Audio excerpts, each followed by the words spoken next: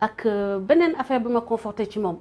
mooy quand j'ai eu un tête-à-tête avec lui. J'ai vu un Sénégalais, un grand frère, le Sénégalais lambda quoi, bu baax bi quoi waxuma la bu bon bi. bu baax bi bon teint. protecteur bu bon. si am na Sénégalais boo xam ni xol bi dafa set. dafa yéene keneen jàmm te yéene moomam jàmm du wax lu bon moom boo ko gisee ak lépp lu ko nit ñi mën a wax man y compris moi. mais bu lay boo c'est-à-dire il du tontu. Il continue de faire pour le Sénégal, il continue de s'améliorer, d'améliorer image bi nga xam ne l'image du Sénégal qui a été redorée et on le voit par considération bi ay naataangoom am ci moom ak ci Sénégal. Et forcément il faut qu'on arrête ce cycle-là que ni képp ku bëgg nit rek intérêt la ko bëggee parce que ñoom waa kër ñàkk jàmm ñoom dañoo jàpp ni que bu dul moom mi gën a ñàkk jàmm Sénégal keneen ku ñu bëgg rek dañ ko bëgg ndax lu muy joxe te pourtant ci période bii on va prendre la période mars 2021 ba tey c'est le plus grand corrupteur dans la politique sénégalaise parce que moom la ñu gis ay ñoñam di financer nit ñoo xam ne dañoo lié à ses intérêts à la sauvegarde de ses intérêts pour ne pas le nommer l'infameux ex-capitaine a bénéficié d'un pactole de 40 millions. Si ce n'est pas de la corruption, c'est quoi? Alors qu'il est lié, il est un témoin clé dans une affaire qui pend devant la justice. D'accord. Affaire boobu dinañ ci. ak yeneen ak ñeneen ñoo xam ni jox na leen maanaam jox nañ leen koppar pour jënd leen en fait jënd seen silence jënd seen sympathie jënd seen coopération pour protéger leur ñoom seen yaakaar ñoom. le leader voilà donc dañuy progresser tuuti wax nga ko soutien bi li waral nga soutenir jamono ji Macky Sall ak politique am. gis nañu également au-delà des réalisations yi nga jugé ne ce sont des réalisations yoo xam ne. c'est des signaux. yoo xam ne dafay mener ou dafay annoncer le développement. Absolument. Mais gis nañ ci biir parti bi nga xam ne kooku ngay soutenir muy APR. ay révolte yoo xam ne am na fa fipp yoo xam ne am na fa. le cas de Mimi Touré Abdoulaye Diouf Sarr bi commencé contester tuuti. ñeneen ñoo xam ne jiitu nañu leen kenn déggu leen. naka nga gisee loolu est-ce que nekkul benn parti ou benn formation boo xam ne dafa nekk en déclin. Mais écoutez, c'est pas les prémices d'un déclin. Ça veut dire que ça marche fort. Parce que les membres de l'attelage, ku ci nekk yaa ngi bëgg positionner sa bopp pour être aux avant-postes. Donc ça veut dire que am na lu ca ne. loo xam ni yaa ngi koy xëccoo. Comme on dit bon c'était même au sein d'une famille. Mais ces querelles fratricides daf ciy am ces rivalités daf ciy am au sein d'une famille ñu bokk benn gagnant comme on dit benn yaay benn papa tu vois. Donc man sama petite expérience me montre que souvent c'est pas vraiment ceux qui se rebellent mais c'est leur entourage leurs conseillers tapis dans l'ombre qui tirent les manettes de ces révoltes-là. Parce que dañuy ñoom seen bopp dañuy projeter seeni ambition à travers ñoom seen nit ki nga xam ne moo nekk dans seen genre point focal. pour jege Macky Sall. Donc ñoom. question d'intérêt. Souvent. ñoom soit seen calcul c'est lié à leur carrière politique aux avantages. aux honneurs surtout parce que forcément comme le disait un jour mon frère Talla Sylla, le Sénégalais n'est pas forcément corruptible, mais il est sensible aux honneurs. Monsieur le ministre, Madame la présidente de l'Assemblée nationale, xoolal Mimi Touré bu ñu ko falee nu muy reetaane day reetaan ba fii. toute contente. Elle oublie que moment yooyu muy kontaan di sourire, il y a des gens qui étaient mis à l'écart. Oui. Et pourtant, ces gens-là, ils ont eu la force de caractère. Parce qu'il faut être forte pour pouvoir avaler des couleuvres. Donc, position, da nga jàpp ne peut-être c'est quelqu'un de faible qui agit comme ça. Oui, je pense. Dese na dëgër. Pourtant, elle devait, en tant que sportive, le sport t'enseigne la résilience, la capacité d'aller au-delà de la frustration primaire liée à l'échec. Parce que loolu mooy tax équipe di gagner, c'est d'aller au-delà de l'échec. Setback, moom xam na luy setback. Carrière nit day am lu mel moment yu mel noonu. Et il faut pas que mu considérer mu nekk comme xale boo xam ni day xaar rek le bonbon de son papa. Moom daal Macky Sall c'est il lui donne le bonbon, elle est tout sourire. Mais après avoir travaillé, bonbon, ça elle a mené la campagne. Mais la campagne, c'est un honneur que le président lui a fait. Man mi bu ma defoon directrice de campagne ma def lu raw loolu. Tout le monde dit ça finalement. Non, maa la wax lii. Di ngeen ko xeeb finalement. Non, man je sais, c'est une femme et je supporte les femmes. Je pense que chaque fois qu'elle a été dans le droit, juste, je l'ai supportée depuis des années. Mais c'est sans faiblesse. Man sama soutien ak ku mu mënta doon day basé wu ci dëgg. Madame Mimi Touré ku ko wax moment yi ni que mu ngi dox ci dëgg. Da koo nax. Et il ne manquera pas des apprentis tolérants yoo xam ne dañ koy gëmloo ni que c'est son moment alors qu'ils savent pas ñu ngi koy tressel la corde raide pour aller dellu xam nga mu ngi woon 50e étage. ñu ngi koy tressel la corde bu gàtt bi pour mu gaaw a yegg premier rez-de-chaussée. Parce que Mimi Touré, si on la connaît aujourd'hui, avec tout le respect que je lui dois, hein, en tant que grande sœur, en tant qu'intellectuelle, et man, en tant que soutien des femmes, quelqu'un qui veut qu'il y ait le maximum de femmes dans les hautes sphères de l'État de décision. Bu dul woon le président Macky Sall, moi, j'aurais jamais connu Mimi Touré. Et je pense que ci court temps bi président Macky Sall yor Sénégal amul ku président Macky Sall honoré plus que Madame Mimi Touré. Pourtant, il y a des gens que je voyais avant Mimi Touré.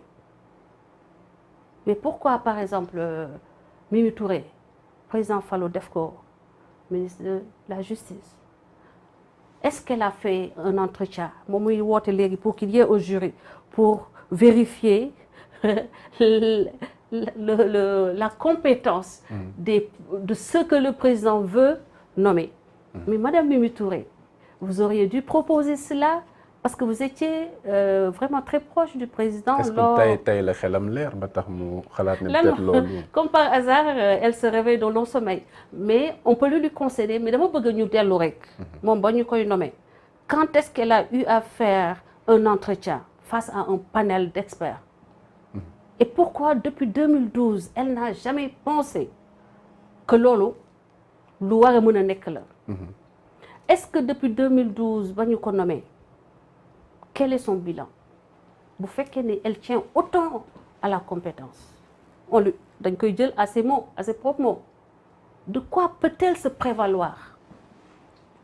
Lan la def bañ ko joxe ministère de la justice, fan la avancé loo fan la yóbbu justice sénégalaise ba mu ñëwee? Est-ce que def na état des lieux et fan la yóbbu? Nañu wax ndax da ko yóbbu à l'étape E+2 qui signifierait médiocre, ou da ko yóbbu à l'étape E+6 moyen, wala étape E+9 ou 10. Là, ça validerait sa quête d'excellence. Mais je ne pense pas.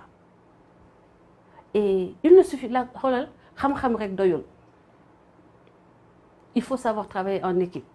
Il faut savoir laisser à tout le monde sa place dans l'équipe. Mais quand dans l'équipe, il faut que ce soit d'abord vous, madame, après les autres. Et le président, ce n'est pas l'apanage de Mimi Touré. Il y a des gens, j'en suis sûre, ñoo jiitu Mimi Touré wetu président Macky Sall. Mais est-ce que wóoluwul boppam, elle n'est pas certaine de ses capacités ba tax mu am toute cette audace-là? Mais chacun voit midi à sa porte. Et c'est son droit. Mais moi, je pense que le Sénégal est un pays qui regorge de compétences gis nga parcours ba muy wax moom bu ko waxul woon ñun xamuñu ko. Par contre, il y a des Sénégalais dont le parcours saute aux yeux. Et pourtant, ils sont ici au Sénégal. C'est des Sénégalais comme Mimi Touré qui n'ont jamais été nommés. D'accord. Lan la mën a def je vous donne par exemple l'exemple d'un Sénégalais, je me rappelle, qui est basé en Angleterre. dafa waxoon franc symbolique la soxla ci président Macky Sall pour que mu liggéeyal ko au niveau de l'économie sénégalaise. Je me rappelle de ça dans alentour année 2012. Mais Mimi Touré franc symbolique musuma ko dégg mu wax ko bu fekkee ni li muy wax ni yëpp mënoon na wax ni je vous accompagne parce que j'ai accompli une carrière extraordinaire et j'ai des propositions je manque pas de potentialité man damay jàppale Sénégal monsieur le président parce que moment yi nga toll nii da nga war a redresser Sénégal da nga koy defaraat da ngay poser les germes du développement dama lay accompagner nga may fay le franc symbolique parce que bu ko benn Sénégalais bu jegewul Macky Sall mën a am xol bu yaatu ak yéene boobu moom li muy xëccoo ni noonu la sësee Macky Sall fidélité boobu ak coofeel boobu waroon na ko permettre mu am genre idée yooyu. D'accord. Je l'ai jamais entendu mu wax tant que elle a été bien servie boo ko xoolee chaque fois qu'elle est nommée le sourire de Mimi Touré il est franchement extraordinaire moom ak notre papa Moustapha Niasse. Vraiment ñoom laa gis Sénégal bu ñu leen nommé vraiment tu sens le bonheur. Et une certaine reconnaissance. Une certaine lan la mën a satisfaction. def tey peut-être pour redresser la barre ou pour peut-être delluwaat fa mu jóge woon. En tout cas man de en tant que petite sœur. li ma ko yéene mooy une carrière. en apothéose. parce que comme ni ma koy waxee sama yenn xarit yi quand ils sont prêts à baisser les bras dama leen wax ni c'est l'histoire d'un fou qui veut s'échapper d'un asile psychiatrique il y avait 8 murs à escalader mu génn asile bi bëgg échapper pour rëcc asile bi mu tëb premier mur deuxième mur troisième mur ba yegg ba ci 7e mur mu xool 8e mur ba ci yàgg ne man dama sonn di xoolal effort bu may def booba léegi je vais retourner à l'asile c'est moins fatigant mu defaat 7 murs yi dellu ci asile ba. donc mu war a dellu benn bopp. case 0. maanaam dafay fi mu ne nii li muy def nii day dellu case 0 daa def comme dof boobu. tëb 7 murs yi ba yegg ci achèvement bi mu yàkkamti perte de patience daal di defaat tëbaat 7 murs yi dellu case 0. loolu bu ko defee ci carrière am c'est l'équivalent de ça. parce que li mu achieve ba nii àndandoo bi parce que le président moom xamul yan mais mën na ko bañ a dugal à la tête de l'Assemblée mais mu utiliser ko à d'autres postes même si elle n'est pas nommée mu am rôle boo xam ne derrière les rideaux parce que y a le cabinet officieux aussi. Oui, mais loolu aussi ça va jamais égaler le poste de président de l'Assemblée nationale. C'est la deuxième personnalité du pays. Ouais, mais attends, est-ce que affaire bi on sert le Sénégal ou on sert sa propre personne? C'est ça la question qu'il faut poser. Les politiciens se servent eux-mêmes. Non, attends. Bëri na ci. Là, ça devient une question de prestige. Et là, c'est faux. Ça fausse tout. Quand il s'agit juste du prestige, il y a un problème parce qu'on n'est pas prêt à servir. Le prestige, c'est après. La reconnaissance, c'est après. Mais c'est le travail bien fait, les objectifs atteints. Fa nga yóbbu sa réew, fa nga jàppale sa nit, fa nga ko yóbbu. Mais tu vas avec la personne, tu traverses des rivières. Quand vous arrivez au milieu du torrent, gisoo ko mu tëye sa loxo rek nga ne ko kon je vais pas l'aider à s'en sortir. C'est quoi cette amitié-là? D'accord. C'est quoi cet esprit? Man nit ki fa nga ma soxlaa, fa nga amee problème, foofu lay gën a taxaw la nga ma def duma ko gisati, la nga ma wax lu bon duma ko gisati, ba ñu génn du gué, bu ñu traverser le gué.